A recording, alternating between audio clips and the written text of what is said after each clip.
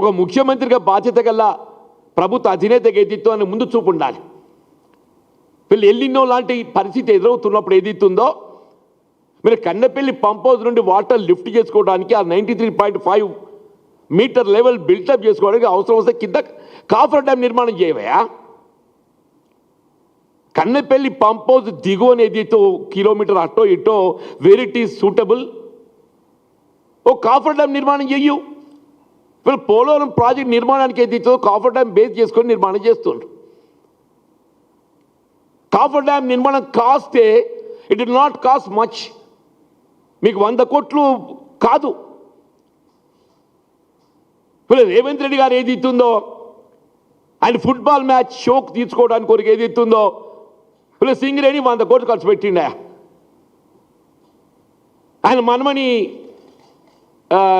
తృప్తిపరచడానికి అటువంటి 100 కోట్లు పెడితే ఇలా మొత్తం తెలంగాణ రాష్ట్ర రైతాంగాన్ని ఏదైతుందో సాగునీరే కాదు త్రాగునీరు కానీ పరిశ్రమకు అవసరాలు కానీ అన్నింటినీ మనం ఏదైతుందో వినియోగించుకున్నటువంటి ఒక అవకాశం వస్తుండేనే. ఇవాళ మొన్న అల్పపీడన ప్రభావం ఇవాళ వచ్చిందంటే అల్పపీడన ప్రభావమే. సాధారణంగా అల్పపీడనంతో మనకు ఇవాళ విఘాతం కలుగుతుందని చెప్పి భావిస్తాం, కానీ మనకు అదృష్టం కలిసి వచ్చింది.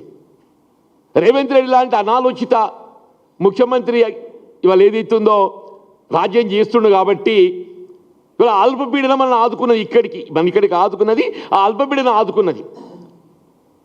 ఇప్పటికి కూడా మళ్ళీ ఏదైతుందో భవిష్యత్తు ఏ విధంగా ఉంటుందో మనం ఊహించుకోలేకపోతున్నాం. ఇప్పటికైనా భవిష్యత్తు ఏ విధంగా ఉంటుందో మనం ఊహించుకోలేకపోతున్నాం అని చెప్పంటున్నా. నేను ఇప్పటికైనా ఏమంటున్నా, నేను ఆ రేవంత్ రెడ్డికి ఏం ఆలోచనదో లేదు ఆయనకి తెలియదు. ఆయన ఎవరు ఇంజనీర్లనే ఇలా అవమానపరుస్తున్నాడు. ఆయన ఏం చదువుకున్నాడో తెలియదు, మరి అంతకంటే ఎక్కువ చదువుకుండా ఆయనకి ఏం ఆలోచన ఉందో కానీ. మరి ఉత్తమ్ రెడ్డి అయితే చదువుకున్నాడు అని చెప్పి అనుకుంటాం. ఆ ఉత్తమ్ రెడ్డి నీటిపారుదల శాఖ మాత్రం ఇంత చదువుకున్నాడు అని చెప్పి అనుకుంటాం. ఆయనే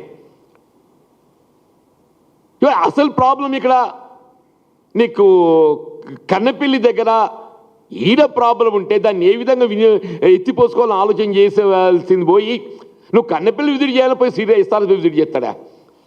నాకు ఆశ్చర్యం ఉన్న ఉత్తమ్ రెడ్డి అనే సహచర మంత్రివర్గ సభ్యులందరూ కూడా ఎస్ఆర్ఎస్పీ విజిట్ చేస్తారు. ఆడ ఏం చేసినో వాళ్ళకే తెలియాలి. ఎస్ఆర్ఎస్పీ పోయి వాళ్ళు అక్కడ ఏం చేసినో వాళ్ళకే తెలియాలని చెప్పంటూ నేను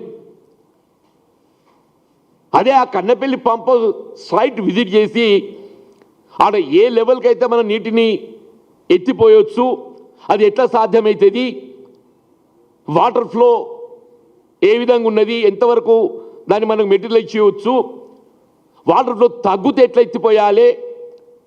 ఈ వాటర్ ఫ్లో ఇప్పటికి 1.6 lakh cusec flow is there I believe. రేపు వాటర్ ఫ్లో తగ్గుద్ది. తగ్గినాకనే ఏది ఇస్తుందో మీరు కన్నెపల్లి పంప్ హౌస్ దిగువన ఓ కాఫర్ డ్యామ్ నిర్మాణం చేయవయా. ఓ 50 కోట్లు 100 కోట్లు అవుతుంది.